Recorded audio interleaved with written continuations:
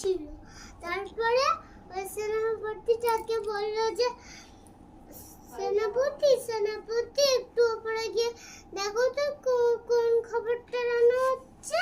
তারপরে উপরে উঠতে গেল একটা সাপওয়ালা লোক এসে বললো যে কি হলো। তারপরে বললো যে আমার একটা রানীর শরীর খারাপ হয়েছে। ওই রানীটাকে বললো যে ও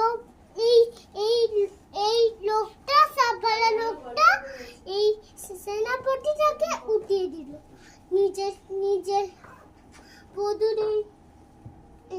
লেজটা দিয়ে।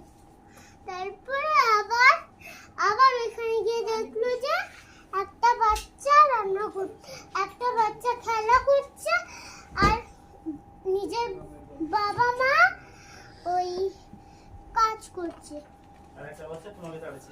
তারপরে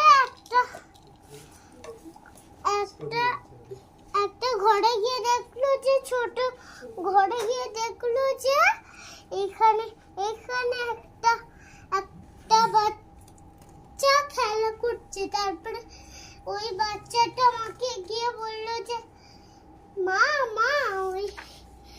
ওই কে আছে তো দরজার ওইখানে দেখে আসি। যেই খুললো